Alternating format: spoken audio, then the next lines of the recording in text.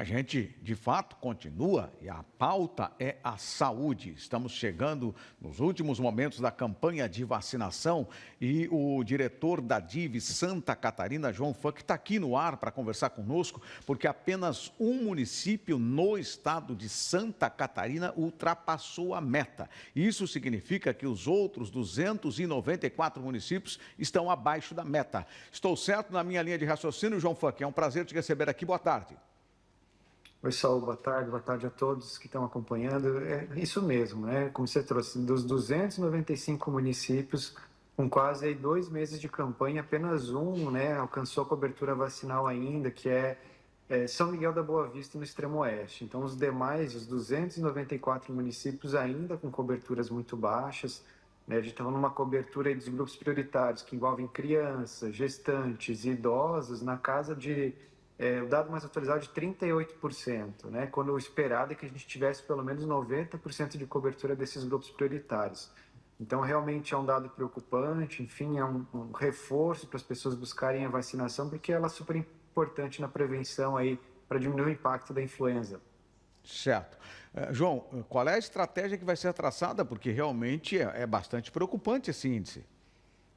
Acho que a gente tem reforçado as medidas de comunicação, né, mostrando que justamente você tem pessoas desses grupos prioritários demandando hospitalização, infelizmente até morrendo em decorrência da influenza.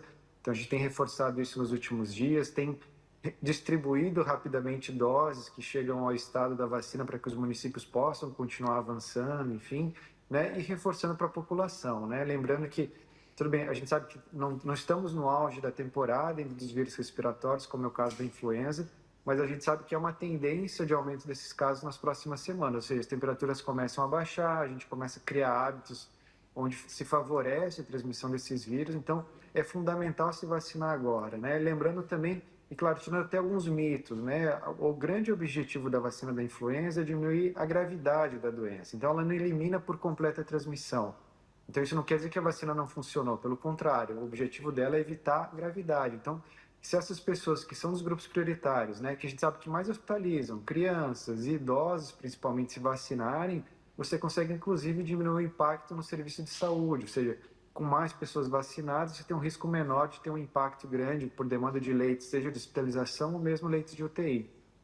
Bom, agora é o seguinte, João, não seria o caso da gente copiar o que estão fazendo lá nesse município que você falou, que foi o único que conseguiu ultrapassar a meta que estava estabelecida por vocês? Não era o caso de saber qual é o case deles e os outros municípios aplicarem? Com certeza, né? E é justamente a gente colocou o município que alcançou para colocar isso. E o que o município tem utilizado? Né? Justamente estratégias de busca ativa, de envolvimento das equipes de saúde, de vacinação itinerante, enfim. Então, acho que a gente trouxe isso também para estimular os outros municípios. Claro, lembrando que é um município pequeno, municípios maiores têm as suas complexidades, os seus desafios, mas para colocar que é possível, né? Se tiver estratégias focadas para o território, é possível você alcançar, ampliar essas coberturas vacinais, como eu falei. Isso diminui o impacto no serviço de saúde, mas também traz saúde para a nossa população, né? Ou seja, pessoas vacinadas têm um risco menor de agravamento e até mesmo de morrer, o que a gente não gostaria, né? Esse ano já temos aí 49 óbitos por influenza no estado, então certamente as pessoas se vacinando também têm um risco menor de evoluir para a gravidade e até morrer em decorrência da influenza. Tá certo. Olha, é bom que se diga aqui e oriente as pessoas que estão em casa nos assistindo agora, João, qual é a diferença da gripe comum para a influenza? Isso, acho que a gente tem vários vírus, né, que causam esses sintomas respiratórios, né, e aí gripe você tem alguns vírus, né, que a gente costuma falar que esses vírus da influenza. A vacina, ela prevê proteção contra três principais vírus, aqueles que têm causado maior impacto na população. Então a gente vai ter o H1N1, H3N2 e a influenza B. Mas enfim, acho que a gente não consegue diferenciar o vírus no dia a dia, né? Ou seja, a gente acaba tendo sintomas respiratórios, enfim, e a gente sabe que a influenza pode causar algumas complicações, dificuldade respiratória, né, febre, enfim. Então, isso também é um alerta para as pessoas. O primeiro alerta é buscar a vacinação, né, buscar uma unidade de saúde para se vacinar, mas também, sabe, estou com sintomas respiratórios, estou com uma dificuldade de respirar, estou com, enfim, né, os meus dedos estão azulados, estou com muita febre. É importante buscar um serviço de saúde para que os profissionais possam avaliar e fazer um manejo clínico adequado, né? Quando a gente pensa na influenza, esse vírus que pode causar gripe, você também tem um medicamento previsto, dependendo da condição do paciente, que pode ser importante para evitar essa evolução para a gravidade. Certo. Ô, João, nós estamos falando de grupos prioritários. Quando chegamos a esse índice que é lamentável de ter 294 municípios de Santa Catarina abaixo da meta, né? Isso mesmo. A cobertura da campanha de influenza olha para os grupos prioritários, que é crianças, gestantes e idosos, né? Crianças até 6 meses a 6 anos de idade, gestantes e idosos ou pessoas com a partir de 60 anos de idade. Por que a gente olha a cobertura só desses grupos? Porque justamente são aqueles que mais hospitalizam, que mais morrem em decorrência da influenza. Então a gente está olhando a cobertura desse grupo, que é super importante. Lembrando que temos outros grupos previstos na campanha de vacinação, trabalhadores da educação, trabalhadores da saúde, forças de segurança, enfim. Mas é claro que até por ter dificuldade na estimativa desses grupos, você olha para a cobertura vacinal desses 3 grupos que certamente, se a gente conseguir avançar bem neles, conseguir vacinar essa população, você diminui muito o impacto da temporada, especialmente na rede de saúde. Certo. Ô, João, é o seguinte, a próxima pergunta que eu vou te fazer diz respeito à abertura para a população como um todo. Alguns municípios catarinenses abriram. Eles abriram por conta própria? Foi uma orientação de vocês da DIV? Isso, acho que os municípios têm autonomia para, com base nas doses que estão recebendo, também definir estratégias. A gente está numa discussão aqui ao longo dessa semana, isso deve acontecer, essa ampliação para todo o estado na próxima semana, mas de fato ainda não é nossa orientação, né? Nosso pedido tem sido focar nos grupos prioritários, porque a gente sabe que são esses que mais hospitalizam. Mas considerando que a gente já tem aí 2 meses de campanha, enfim, a gente também já tem discussões aqui no âmbito da secretaria e acredito que aí nos próximos dias a gente deve ter recomendações para na próxima semana ter uma abertura aí para toda a população. Certo. Alguma orientação específica? Afinal de contas, estamos na última semana da vacinação. Se você tiver alguma orientação, pode fazê-lo agora, João. Claro, Sal. Acho que fica o nosso apelo, nosso pedido para as pessoas, né? Especialmente desses grupos prioritários. A vacina segura é super importante, né? É uma vacina que é atualizada anualmente, então é importante também isso. Mas eu vacinei no passado, por que fazer de novo? Porque justamente ela foi atualizada contra os vírus que estão causando mais impacto nessa temporada e para que se vacinem o quanto antes, né? Quanto antes as pessoas se vacinarem, antes elas vão estar protegidas. E lembrando que para a influenza, uma das melhores estratégias é a vacinação. Então, de fato, boas coberturas vacinais trazem uma segurança, uma tranquilidade para a gente passar a temporada sem grandes percalços.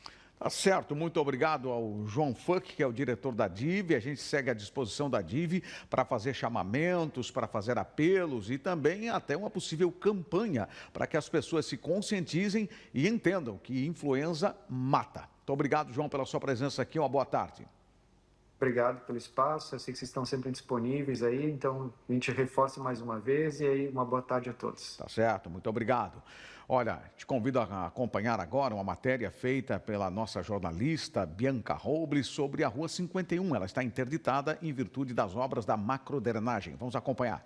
Balneário Camboriú iniciou as intervenções da macrodrenagem na Rua 51, com o objetivo de conectar a galeria da Praia Central ao canal do Marambaia. Assim como nós já fizemos, né, na Rua 1301, na Rua 1001, né, hoje nós estamos ali na Rua 51, né, fazendo a ligação das galerias que passam pelo canal do Marambaia até a galeria que passa na Atlântica e ligando a galeria da praia, né, que é a nova galeria da macrodrenagem. O prazo de execução total é em torno de 30 dias, né, porém a gente tem aprendido, né, rua por rua que a gente tem passado, então esses prazos têm sido diminuídos, né.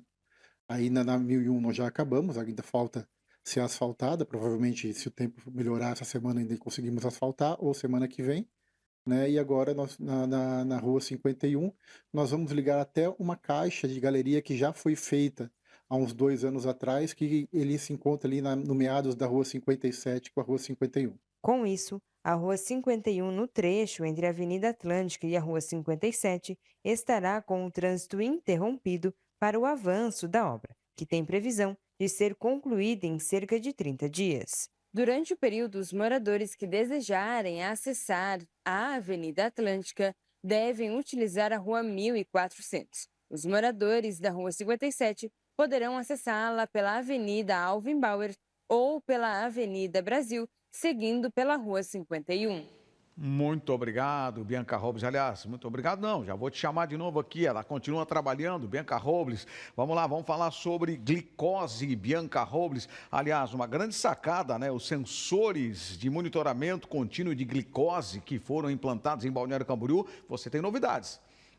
Exatamente, Saúl. Esse programa ele foi implantado aqui em Balneário Camboriú em abril, né? Inicialmente para, então, menores de 18 anos e gestantes em qualquer idade gestacional que fizessem o uso da insulina para diabetes. Lembrando que esse programa é para diabetes tipo 1, mas agora foi ampliado. E, então, pacientes, né, com até 24 anos, 11 meses e 29 dias também podem receber este benefício aqui em Balneário Camboriú gratuitamente. Lembrando que tem que ser residente de Balneário Camboriú e ter o seu cadastro ativo e acompanhamento na unidade básica de saúde de referência. Agora, esses pacientes também podem fazer um uso desse monitoramento, né, desse sensor que monitora continuamente a glicose. Esse sensor ele é instalado em um dos braços dos pacientes e aí ele faz continuamente todo o monitoramento da glicose, Saúl.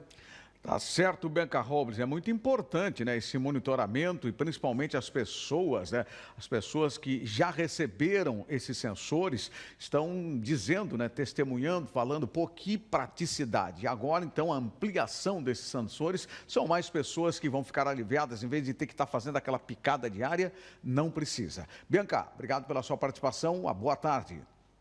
Exatamente, Saúl. Eu acompanhei quando houve o lançamento desse programa aqui em Balneário Camboriú e as pessoas estavam muito felizes, principalmente por não terem mais, as crianças principalmente, né, que estão fazendo essa picada todos os dias nos dedos. Realmente é um grande avanço aqui em Balneário Camboriú. Uma boa tarde a todos. Tá certo, muito obrigado. Boa tarde para você, Bianca Robles. A gente faz um intervalo agora. Depois do intervalo, o Comitê de Gestão de Crises de Santa Catarina define medidas preventivas a eventos climáticos extremos. O comentário político de Joel Rosa, eu acho que ele vai falar da confusão que o Flávio Bolsonaro fez, né? Ele fez uma confusão, chamou o Trump de Lula. Enfim, foi quase uma atrapalhada que aconteceu na Casa Branca. E ainda teremos a previsão do tempo. Tudo isso depois do intervalo.